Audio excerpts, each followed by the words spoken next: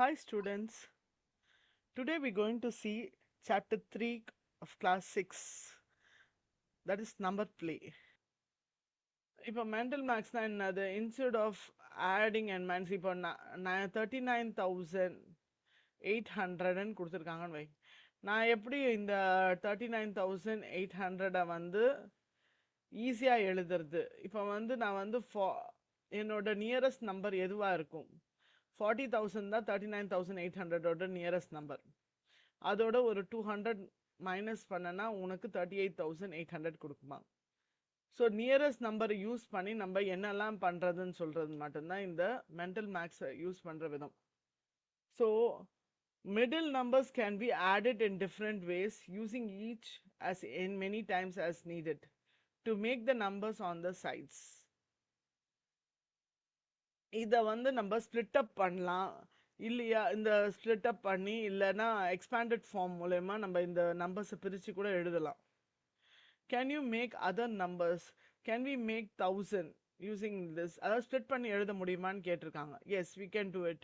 400 + 400 + 400 and minus 200 இந்த மாதிரி addition and subtraction கூட வரா மாதிரி இருந்துச்சுன்னா yes, you can do it. 1000 cannot be made.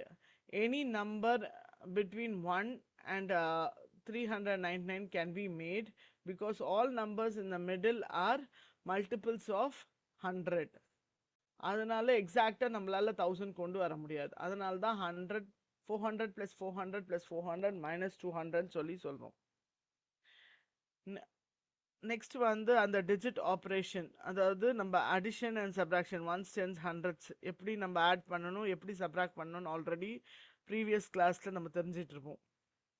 So using this method you can also do this. Playing with number patterns. Playing with number பேட்டர்ன்ஸ்ல நம்ம என்ன ஒரு விதமான பசல் அண்ட் மென்டல் ஐடியாஸ் மட்டும்தான் நம்ம தெரிஞ்சுக்க போறோம். Student pattern help us to solve the problem. இப்போ வந்து நம்ம இது ஜஸ்ட் ஒரு ப்ராப்ளமேட்டிக் சம்ஸ் மாதிரி தான். இப்போ நம்ம 40 appears 12 டைம்ஸ்ன்னு சொல்லி சொல்றாங்கன்னா 40 டைம் 12 டைம்ஸ் 40 + 40 + 40 எழுதுறதை விட 40 × 12 gives you 480. This saves time. So pattern observation helps multiply quickly.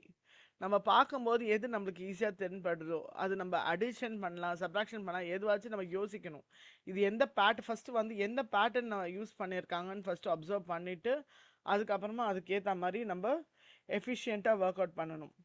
Pattern observation help us to multiply quickly, count efficiently and avoid mistakes.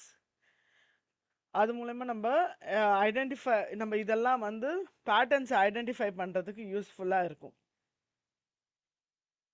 I want you all to log in with www.mellifera.in to get more questions, and I want you to answer more questions in it and get benefit out of it. Thank you.